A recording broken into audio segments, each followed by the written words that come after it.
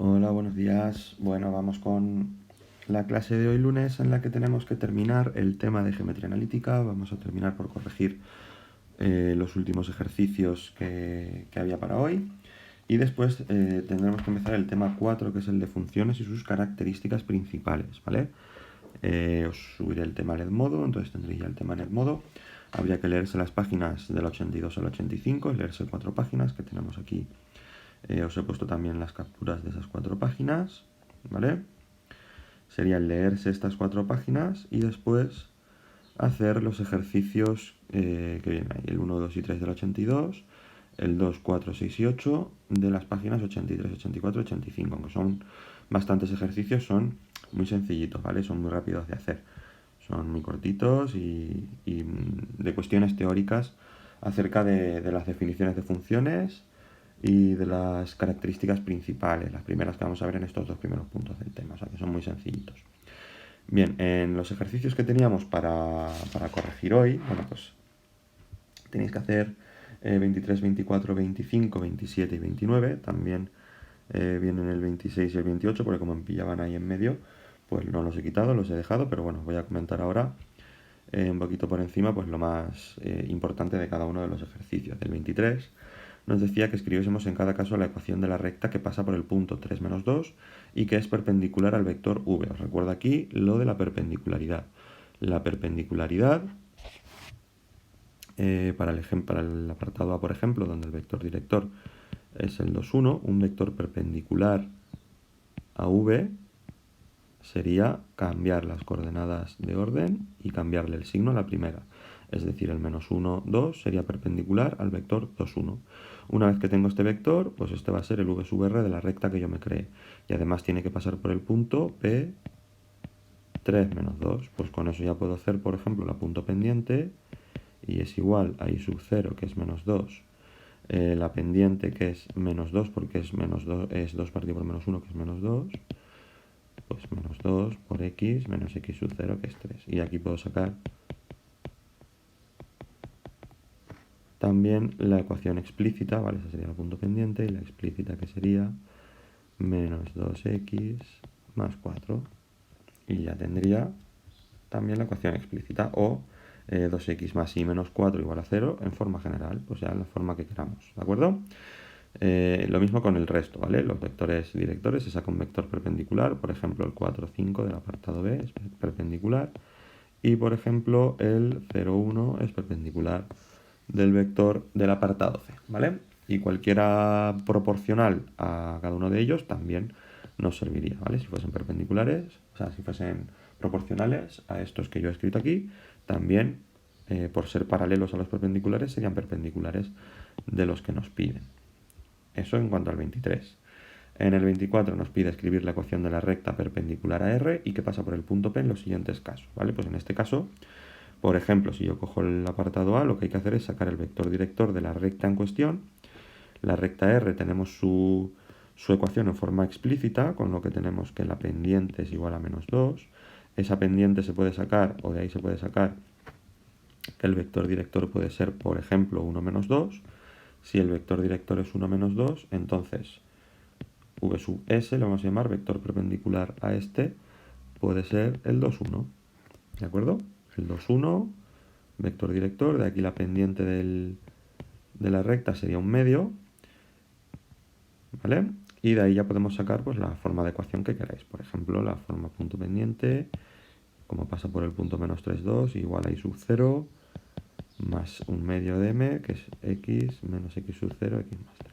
Ya tenemos punto pendiente y de ahí podemos sacar la que queramos, general, explícita, con el vector director y el punto podemos sacar continuas, paramétricas, vectorial, la ecuación en la forma que sea, ¿vale? Luego en este caso en el 24, parecido al anterior, solo que no tenemos vector para el que tenemos que sacar su perpendicularidad, sino que lo que tenemos directamente es en este caso es la ecuación de la recta. Entonces de esa recta sacamos su vector director o su pendiente, y una vez que tenemos su vector director o pendiente de esa recta, podemos sacar el perpendicular para la nueva recta que vamos a crear nosotros, ¿de acuerdo? Y con eso tendríamos lo necesario para hacer el ejercicio 24, ¿de acuerdo? Bien, en el siguiente, en el 25, nos pide hallar el punto de intersección de las rectas R y S. Se supone que las rectas R y S son rectas secantes, ¿vale? Esto se comprobaba, recuerdo, para el apartado A. Si divido 3 entre 7 y veo que es diferente a dividir menos 5 entre 3, es decir, coeficientes de la X, A partido A' es distinto de B partido B'. Como es distinto, porque 3 séptimos es distinto a menos 5 tercios, secantes. Y si son secantes, el punto de intersección se saca resolviendo el sistema que forma las dos ecuaciones en forma general de cualquiera de las maneras, utilizando sustitución, reducción, igualación, el método que queráis. La solución de x y la solución de y nos darán respectivamente las coordenadas x e y del punto de intersección entre ambas. Y lo mismo en el apartado B, vemos que 3 partido por 1 es distinto a menos 2 partido por menos 2, por lo tanto serían secantes también en el apartado B, y de la misma manera, resolviendo el sistema de las ecuaciones del apartado B, sacamos el punto donde se corta. ¿Vale? El 26 no había que hacerlo. El 27, que viene aquí, nos pide calcular en cada caso la distancia entre P y Q. Esto era muy fácil porque solamente había que hacer el módulo del vector PQ. Sacamos el vector PQ y hacemos su módulo. ¿Vale? Vector PQ en el primer caso, extremo menos origen, sería 3 menos 3, 0, menos 7 menos 5, menos 12. Luego sería la raíz cuadrada de 0 al cuadrado más menos 12 al cuadrado, que es la raíz cuadrada de 144, que es 12. La distancia entre el punto P y el punto Q son 12 unidades, ¿de acuerdo? Y así con todos los demás. Hacemos el módulo del vector que forman el vector que une los puntos P y Q en cada caso. Y por último, para el ejercicio 29, el 28 tampoco había que hacerlo, nos pide comprobar que el triángulo de vértices A, B y C es isósceles, ¿vale? Pues en este caso, para comprobar que es isósceles, tenemos que sacar las longitudes de sus lados. Las longitudes de sus lados son las distancias de A a B, de A a C y de B a C, ¿vale? Las distancias entre los tres puntos 2 a 2. Sacando esas tres distancias, vemos que la distancia de A a B es raíz de 20 unidades, la de A a C es raíz de 80 unidades y la de B a C es raíz de 20 unidades, con lo cual hay dos lados iguales, el lado AB y BC son iguales, y el lado AC es el lado desigual. Por lo tanto, al tener dos lados iguales y uno desigual, ese triángulo es isósceles. Podemos hacer aquí rápidamente, ¿vale? Sin regla ni nada, me voy a hacer una especie de representación de los puntos. El menos 1, 0, aquí estaría el punto A. En el B, 3, 2, 1, 2 y 3, 1 y 2. Tendríamos el punto B y el 7, 4, 4, 5, 6, 7, 3 y 4. En el 7, 4 tendríamos el C, ¿vale? Uniendo los tres puntos, ¿vale? Me ha quedado un poco bastante feo porque el triángulo es muy planito, pero veis como el lado AC es desigual y luego BC, que es este, y AC, que es este, tendrían de longitud la misma, raíz de 20, y este raíz de 80 al lado desigual. Bien, eso en cuanto a la corrección de los ejercicios que quedaban de geometría analítica. Y ahora, como os decía, habría que empezar el tema 4, ¿vale? Lo primero que tenéis que hacer es leeros las siguientes páginas. Aquí vienen las definiciones básicas, las definiciones más importantes de los conceptos de función y sus, digamos que, aquellas cosas, aquellos elementos más destacados. Una función es, en general, la relación entre dos variables, ¿vale? Es una relación entre dos variables o dos magnitudes, eso es lo que expresa una función. En esas dos variables se suelen representar con x e y, con las letras x e y. La letra x es la que hace referencia a la variable independiente y la letra y a la variable dependiente, es decir, es una relación entre dos variables de manera que el valor de una depende del valor de la otra. Ahí tenéis esa definición. Después tenéis que en la representación gráfica a la variable dependiente, que se le nombra con el eje de la y, se va a representar sobre el eje de las y en una gráfica. La variable independiente, que se relaciona con la letra x, se va a representar en el eje de las x de una representación gráfica. Y luego dos ideas principales, los dos primeros conceptos, las dos primeras propiedades fundamentales de las funciones, ¿vale? La primera es el dominio. El dominio es el intervalo de las x para los que existe la función, es decir, los valores que puede tomar la x en esa función. Si yo estoy hablando, por ejemplo, de una función que me relaciona el número de kilos de manzanas que compramos en una frutería con el precio, entonces la x, la variable independiente, que es el número de kilos de manzanas que podemos comprar, va a estar, en este caso, entre 0 y el máximo número de kilos que hay en la tienda. No puedo comprar menos 3 kilos de manzanas, entonces ahí, por ejemplo, los números negativos no tendrían sentido, solo tendrían sentido los positivos, la x solo podría tomar valores positivos, por lo tanto el dominio de esa función sería los números positivos, o lo que es lo mismo, el dominio de esa función de la que yo os estoy hablando sería el intervalo de 0 a más infinito, ¿de acuerdo?